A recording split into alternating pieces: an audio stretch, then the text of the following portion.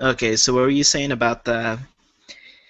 You believe that he was holding his shoulder and pulling on it intentionally to further injure it? Is that what you were telling me? Not to further injure it, but he was just grabbing onto it. It looked as if he was trying to injure it. Well, But here's the. they're just saying that he was grabbing his arm, his injured shoulder. I don't know who was saying that, but I do know that literally nobody outside of Pacquiao's camp knew that his shoulder was injured. Well, you didn't hear about the leak? What leak? Well, there was a story that there was a leak from their camp, and that somehow Mayweather knew about it. Yeah, here's the thing though. It was all over the news. It's not like it wasn't all over the news. Here's the thing though. With or without it, do you really think the fight would have been different? Well, it wouldn't have made a difference, but still. Yeah, but that's the thing is people are making it seem like it would have made much of a difference because he was throwing punches with both hands, both using both shoulders. Yeah. Maybe it hurt him, yeah, but it didn't really hurt him to the point where he couldn't do it. My thing is, it's just yet another excuse to come out of Pacquiao's camp, and I don't know how people can't see that when I pointed out in one of my videos already that this is what they do.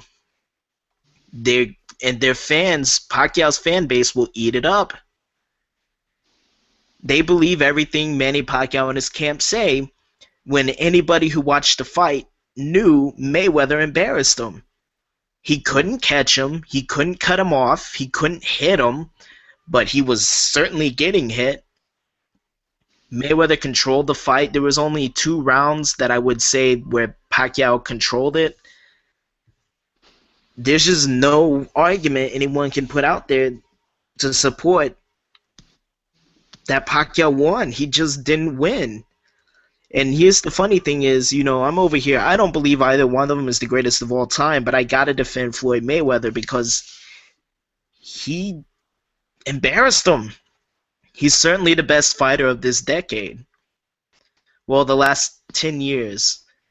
I certainly think Oscar De La Hoya, like circa 1997, 1999, Oscar De La Hoya could certainly make a run for, you know, challenging Floyd Mayweather.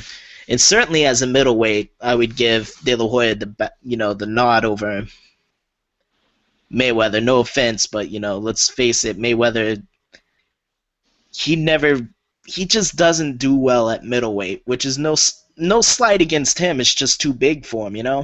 Mayweather? Yeah, it's just he struggled with Oscar De La Hoya when he fought him at middleweight. Imagine what a De La Hoya in his prime would have done. Yeah. But as for Manny Pacquiao, I'm sorry, he just got embarrassed, and I love everyone. They're like, yeah, well, that wasn't a fight. He ran. Like, really? That's called defense. If he's hitting you and you're not hitting him back, he's better than you. That is boxing. Hit, but don't get hit. That is boxing. That is how the amateurs work, honestly. That's why the Cubans are so dominant, the Eastern Europeans especially, because, the Cuban boxing school is a derivative of the old Soviet boxing school. It's all about science. Hit, but don't get hit. Yeah. And I get it. People don't like it. I mean, let's face it. Since Mike Tyson came, that's all people have wanted are knockouts. So nobody appreciates the fundamentals. And I hate to say it, but that's why boxing is in the shape it's in, because nobody learns the fundamentals. Just like a very small few, Mayweather being one of them. Because, Mayweather knows fundamentals that nobody knows how to counter because they haven't been taught the fundamentals. Like, honestly, the last group of fighters that were fundamentally sound for the most part were like Hagler, Hearns, Duran, Sugar Ray Leonard. Those guys were pretty much the complete package. Obviously, they were stronger in certain areas, but ever since then, the trainers have not been as good, which is why a lot of boxers now have no fundamental, strengths. Honestly, it's just the way it is. But at the end of the day, there's no excuse for what happened. Pacquiao got embarrassed. Maybe it wasn't a fight, but it was definitely a boxing lesson because Pacquiao couldn't touch him, but he certainly was touching Pacquiao. Yeah. Well, not everybody's gonna say he was dominant in the fight because of the way he fought, the way it looked like. But yeah, It's the people that don't know boxing are gonna say he didn't dominate him because they're just making excuses because Pacquiao got embarrassed.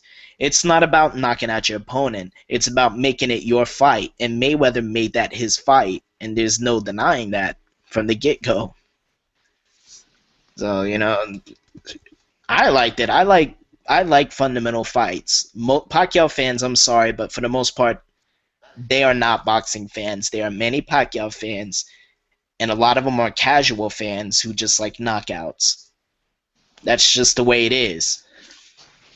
And it was only fitting that their champion, the person that they practically idolized, was put in there with the one fighter in the world today who is fundamentally flawless, you know, largely because he hasn't fought anybody to test him. But he's yeah, fundamentally flawless, and he exposed Manny Pacquiao and embarrassed him. Keep in mind, for so many years, it was said that Mayweather was scared of Pacquiao, and Pacquiao's fans ate it up, and they shouted it all over the world. Pacquiao had to lose this fight. Pacquiao had to lose this fight, and he was going to lose this fight. All he had to do was just stay quiet. he had to lose. He just had to, man. You can't disrespect freaking Floyd Mayweather the way you have and not get. That's how it always goes. When you say label somebody as scared and they're not, when you don't know what you're talking about, when you rub their head in the dirt the way they did Floyd Mayweather, what do you expect to happen? Yeah, Whether they believe it or not, they set Floyd Mayweather up to be the underdog and to be the good guy. Not from a personal standpoint. Not from a personal standpoint. It's well documented what Mayweather has done. in the past, yeah.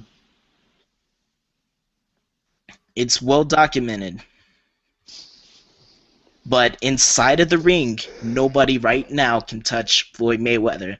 I believe back in 2011, Sergio Martinez would have been a good match if if Mayweather would have moved up to fight him, which honestly, if he didn't, more power to him because let's face it, I wouldn't move up to fight Sergio Martinez either, not back then. But seriously though, Floyd's done it. He's the best of this generation. Now, if you want to talk about greatest of all time, Heck no. Muhammad Ali, hands down. uh, pound for Along with pound, some others, yeah. pound for pound, I would Sugar say Ray. Sugar Ray Robinson. You know what, man? Let me go along my list. Let's see. Tie for first. Ali and Sugar Ray. How'd you know? Yeah. Let's talk about who I believe were the greatest fighters of all time. Honestly, this is the top 10, but it's very hard to do a top 10 list because there's so many who I was struggling just to get people in there. The Well, as good, long as you got any Mexicans up in there? If you do, it's all good.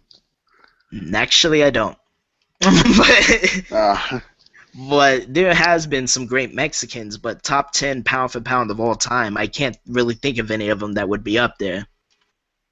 I do have a Panamanian and an Argentino or Argentine. Is it called Argentine in English? Argentine, Argentinian. He's Argentina. from yeah, he's from Argentina. Let's just say that. All right. Maidana?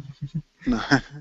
Oh goodness, goodness, goodness, goodness. Remember that fight? Man. Yeah, That that now was. that one was bogus. Mm, I don't know. I thought Mayweather won the first one, but it was close. All I know is in the rematch, Mayweather embarrassed him. He should have lost the first one. I wouldn't say that. I think people get too caught up in the crowds. You know what I mean? They get too caught up when Mayweather gets against the ropes, and they don't realize that more times than not, Mayweather isn't even getting touched. He's not getting touched. And it was the same thing with Manny Pacquiao. He's so good at that. Muhammad Ali was great too. Mayweather He Mayweather misses also. he does miss also, but more times than not, he doesn't. He just doesn't throw a lot of punches. And If you ever watched like that I, highlight video where they show him missing but punches against Maidana. that's a highlight video. If you watch the full fight, you'll realize he landed quite a bit. You know what I mean? You got to watch the full fight because you never know. And trust me on this, you never know if the person who makes that highlight video is going to show a bias towards a certain fighter. So like based that's why you have all these people saying, "Well, Pacquiao won. Pacquiao won." Have you watched the full fight? No. Then how are you going to say that? Well, the highlights. I'm like, I can show you highlights too, and you're not going to see Pacquiao land a single punch. He landed some though. You got to watch the full fight. Yeah, that's what I was saying earlier. I can't say much because I didn't watch the fight, but Yeah, but honestly, that point of view, I want the viewers to know Isai actually, he's very good with this. Me and him watched the Canelo fight. He's basically giving you the average Pacquiao view. This is what most Pacquiao fans believe. They don't believe it was a fight. They're just mad because their guy lost, and they're not willing to admit that Pacquiao, who, when literally all the people that I've known for like the past 5 years that really appreciate boxing itself, the fundamental standpoints, we all knew this would happen because Pacquiao just did not do well against fighters who didn't stand in front of him. So this was no surprise to us. But here's what I'm going to do. Is Mayweather the greatest of all time? Is Isai yeah. Floyd Mayweather is the greatest of all time? Excuse me, I'm allergic to bullcrap now. Excuse me. What, you guys don't think so? Come on, and he beat Pacquiao. That automatically means he's the greatest of all time. He's undefeated. If he's undefeated point blank, he's the greatest of all time, just like Rocky Marciano was the greatest heavyweight of all time because he was undefeated. Wait, wait a minute. What's his record again? Who, Rocky Marciano? Mayweather. Yeah. Let's see. I wouldn't have Rocky Marciano top 10 pound for pound all time. I don't have Mayweather top 10 pound for pound of all time. Again, this list is very subject because, because of the different weights, they'll never fight each other. But this is what I've got. What's up? How has he only had 48 fights though? I mean, he's 38 and 48 and no. How long has he been doing this? Well, And he was an Olympic boxer. Canelo already has like 30 plus wins. Well, the thing with Mayweather is, like in Sugar Ray Leonard, same story. Same with Muhammad Ali. They didn't have to have too many fights as a professional because people already knew who they were. You know what I mean? Like Oscar De La Hoya too. Like they were Yeah. Olympic boxers. They were very successful Olympic boxers. So people already knew they were good. So they just jumped right in. And, they didn't have to work as hard to get noticed as, say, like a Julio Cesar Chavez who, geez, look how many fights he fought before he finally fought somebody who was, an actual prospect. Yeah. Like, people like Chavez, Canelo now, even though he's young, he's had some fights. I'm just like, why does he have to fight this guy? But, Olympic boxers get a certain treatment because they're good. If you can win in the Olympics, then you're a great fighter.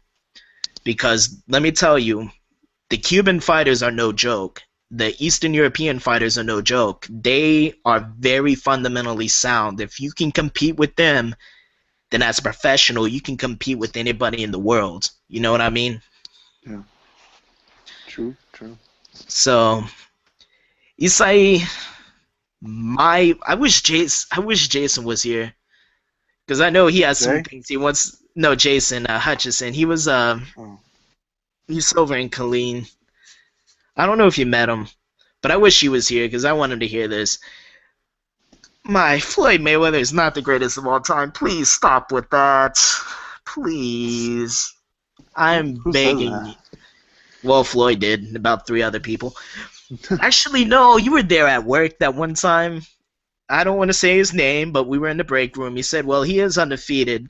That doesn't mean anything in boxing. As a matter of fact, there was a time when the old time fighters, like from the first, I would say from the 50s and before, they didn't think you should even be allowed to fight for a title unless you'd lost at least once. That's how they thought. You know, that was their thinking process back then. Because how can you know what you will do as a fighter? How do you know what you will do once you get back up if you've never been knocked down? Yeah. That's why, Floyd Mayweather is great for this era, but you can't say he's an all-time great because honestly, he hasn't fought anybody to put him up in that realm. I mean, Roy Jones Jr. is still freaking fighting. He's still I know fighting. most I know most people don't realize that. I haven't watched one of his fights in like 6 years. He's still freaking fighting. He's still a champion. I mean, Bernard Hopkins was I still thought he fighting. retired. Yeah, I thought so too. He's still freaking fighting. How long has he been He's still fighting? freaking fighting. Shoot, man. I'm trying to say, I think he became big when he beat Hopkins, Bernard Hopkins. I think that was in 1996. That's when he first became a Dang. really big star. But Bernard Hopkins, I think, he might be making a comeback. I don't know. But he was fighting long into his prime. Evander Holyfield, these are all guys who are considered old, like in 2003, that are still either fighting or just retired. But it's just this era is not a good era because the boxers today don't have the fundamentals. They don't. They're not scientifically sound. They are not good. Floyd Mayweather is the one, really big professional fighter who is fundamentally sound. He's the only one. I mean, Lomachenko, who was on the undercard, he's great too. Yes. But he only has 3 professional fights, and he's a world champion, yeah, because he was great as an amateur. And that goes back to what I was telling you. If you're successful in the Olympics, you can compete with anybody. You know what I mean, man? Yeah. And that's Yeah. why I like the Cubans. Like the Cubans are great boxers because they don't focus on the knockouts. They don't focus on all of that. They stick to science, counterpunching. When I look at the greatest of all time, I look at the people who are fundamentally sound, meaning they could either counterpunch against you like Mayweather, or they could set you up to knock you out like a Sugar Ray Robinson, or Julio Cesar Chavez was good at that too. He knew how to set you up for the knockout. Manny Pacquiao couldn't do that to Mayweather.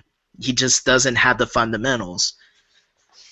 Well, he had the fundamentals. The problem is he's not big enough. People don't understand. You have to be bigger than Mayweather, and you absolutely have to force him into positions that favor you. And even then, there's no guarantee that you're going to beat him. But again, Yeah.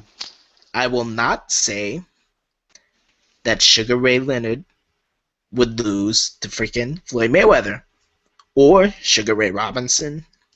I just don't see it happening that way. Honestly, people forget Floyd Mayweather's father was basically him. What we see from Floyd Mayweather is pretty much what his father was. Pretty much. His father was not a bad fighter. Here's what happened. His father made the mistake of being around at the same time as Sugar Ray Leonard. So it kind of makes you think, would Floyd Mayweather have beaten Sugar Ray Leonard? I can't say that, and it's nothing against Floyd Mayweather. We will never know unless they fight each other, which is impossible. But what we can do is judge them by the competition they faced. So, that being said, who do I think is the greatest pound for pound fighter of all time? Sugar Ray Robinson. 173 wins, 19 losses, 108 of those wins by knockout, 6 draws, 2 no contests, and a 91 victory streak from 1943 to 1951. If there was ever a complete package, it was Sugar Ray Robinson. He was faster than ever. He was just as quick as anybody who's ever lived, and he could hit. He could absolutely hit. It's unreal how good he was, people. I want people to understand the reason we have a pound for pound ranking is because of Sugar Ray Robinson. He is literally the reason they came up with the pound for pound rankings in boxing. Yeah. So, at welterweight, how do I think Mayweather would have fared? I don't trust Floyd Mayweather's chin, honestly. And Sugar Ray Robinson was certainly quick enough to catch him. Certainly big enough and hit hard enough to hurt him. And Sugar Ray Robinson fought in a much, much tougher era. So, I'm sorry, I would have to say Sugar Ray Robinson by knockout. My second greatest of all time. This is really hard for me. There was once a fighter named Harry Greb who fought in like the 1910s, 1920s. Let me explain why I have him at number 2. Back in those days, boxing was pretty much the wild, wild west. He fought heavyweights, okay? He fought heavyweights. He was a true middleweight, but sometimes he would be stuck in there with, heavyweights. It's just the way it was back then.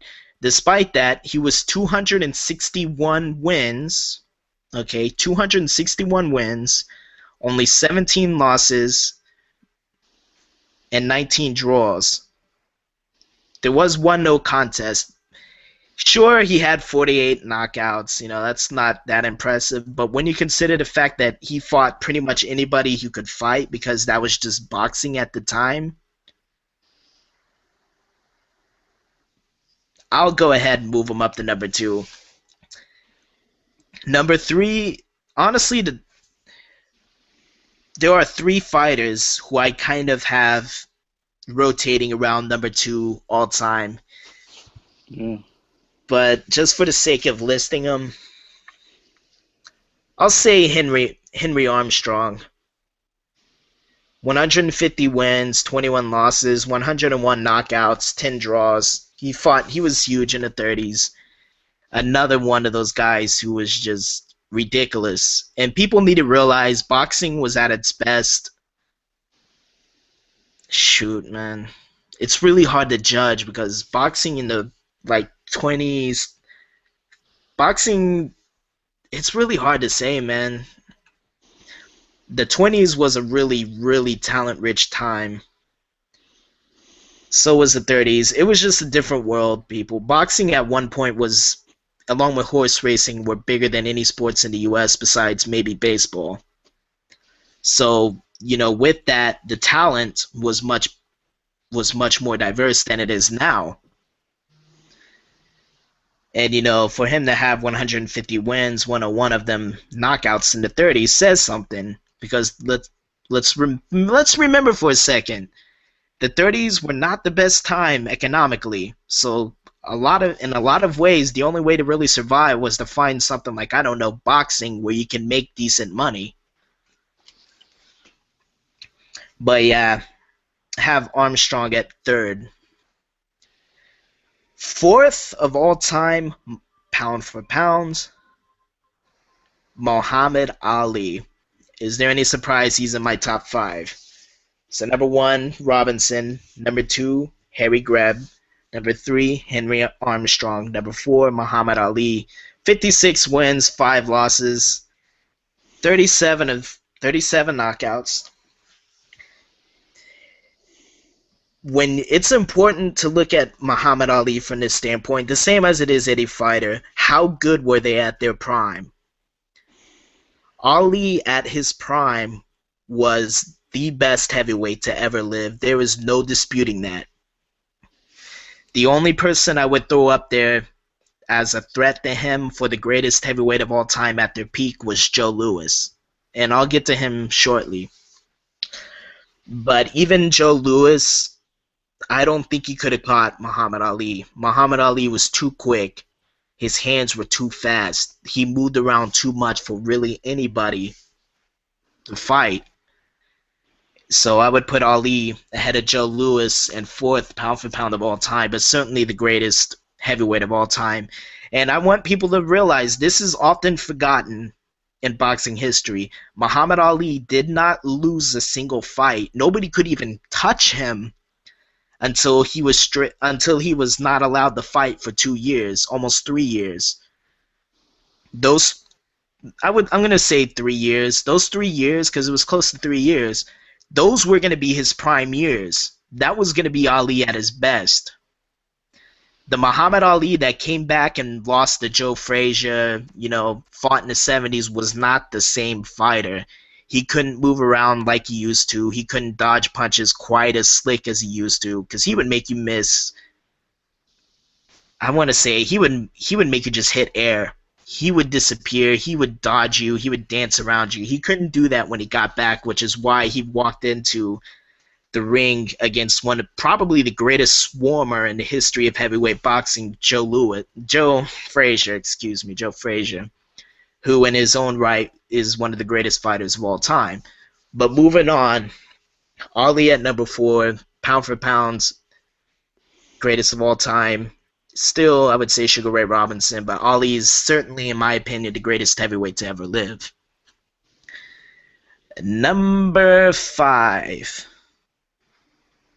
Will-o'-the-Wisp, Willie Pep. Willie Pep. If you don't know who he is, Google him, because he's probably the quickest fighter to ever live. Yeah, he was a featherweight, but still,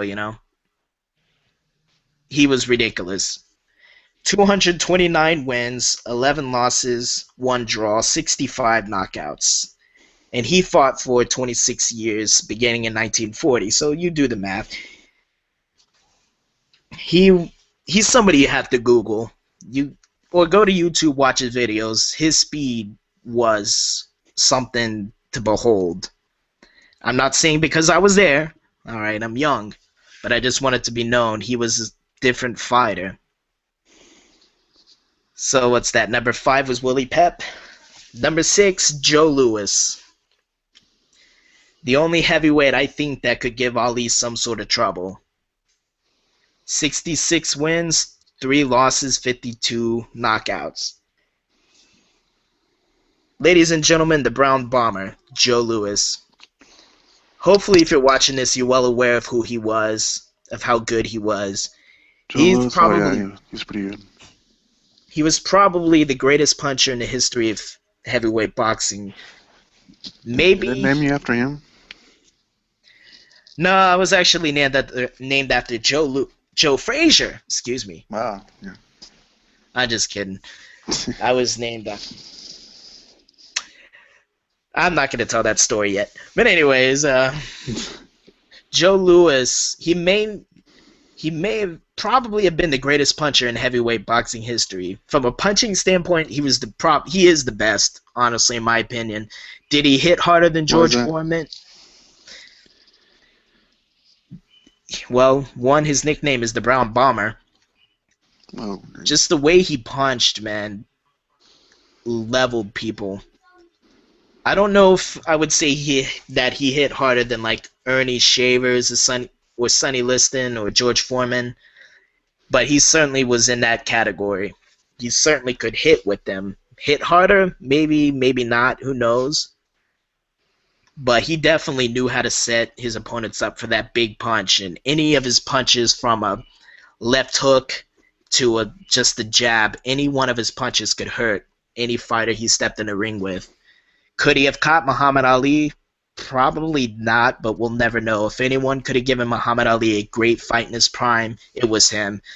And don't get me started on Mike Tyson, okay? Please don't get me started on him. We'll make another video about Mike Tyson later. Yeah.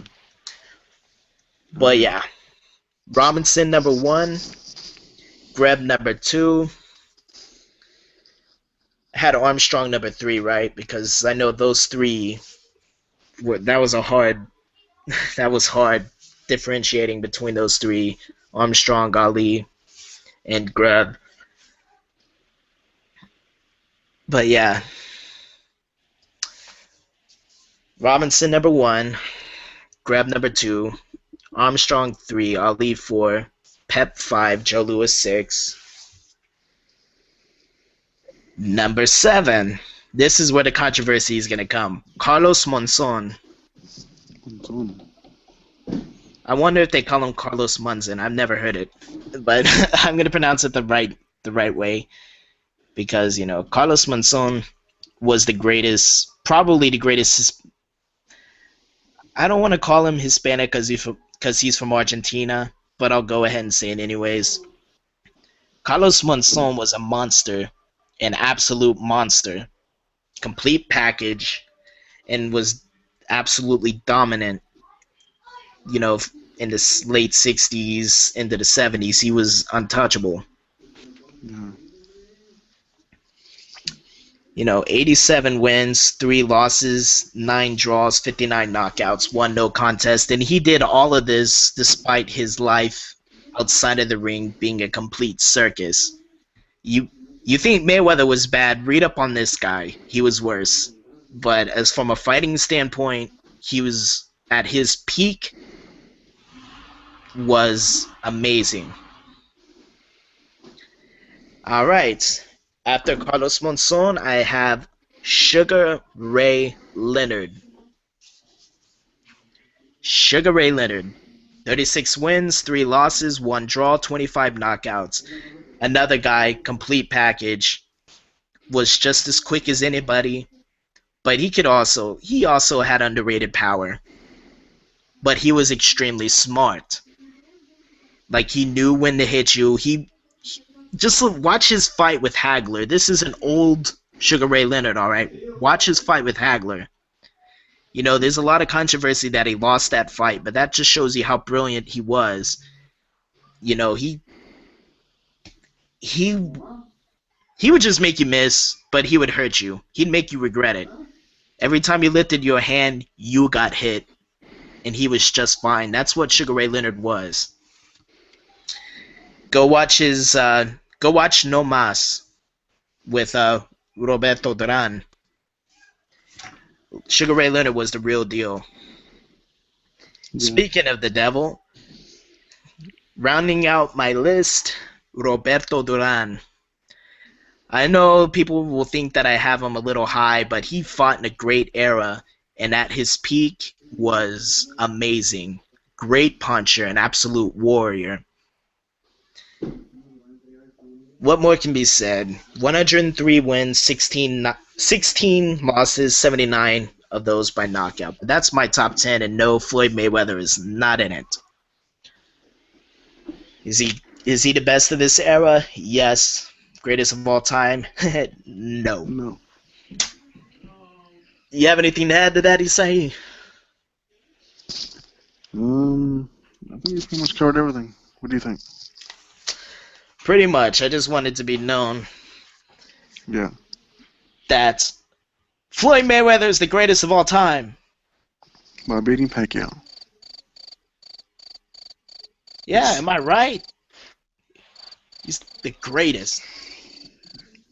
Yeah, but come on, let's keep it in perspective. People need to remember boxing has been in a decline, not just, from a mainstream standpoint of how it's viewed by the public, but just by the way, the sport has gone away from the fundamentals and has been all about knockouts. Yeah. That's one of the reasons I have a grudge against the casual boxing fans. I understand it's good for the sport, but they've also hurt it because nobody wants to see a 12-round fight anymore. They just want to see knockouts. Yeah. And I get frustrated when I watch certain fighters. I was getting frustrated watching Manny Pacquiao against Mayweather because I was like, Pacquiao, you gotta swing. You gotta swing. I was saying that like the first 2 rounds, like, dude, you gotta freaking swing.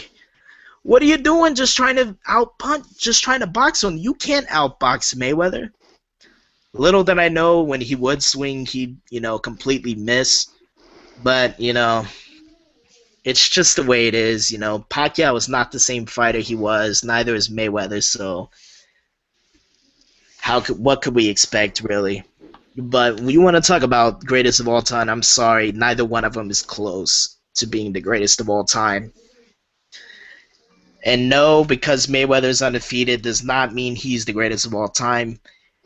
If Sugar Ray Robinson were to walk into this era against these fighters, he would probably hurt most of them. I don't mean just beat them. I mean legitimately hurt them.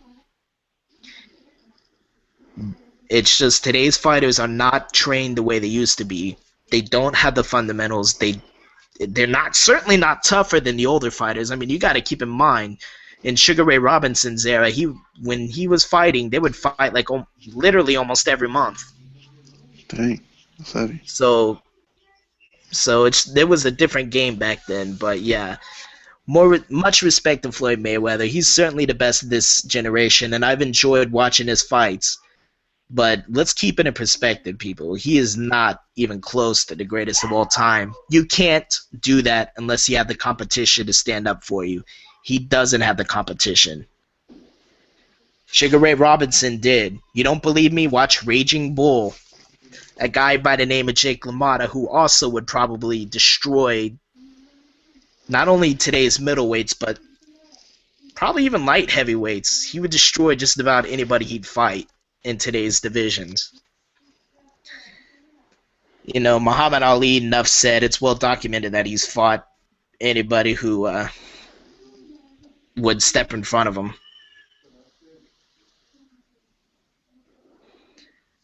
But yeah,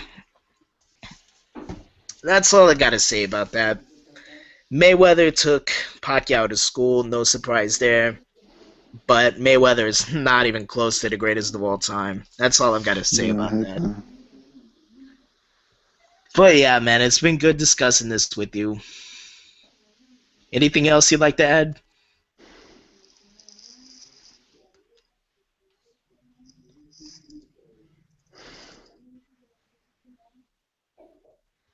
Nothing? No, I got nothing. Do you want to end this video and switch over to the NFL, or? I was trying to think of something, but no. What about that? You want to switch to the NFL, or? Yeah, speaking of which is also bogus. We'll make a video about that, because believe it or not, I can see your point with the Brady thing. Yeah. But yeah, let me end this broadcast.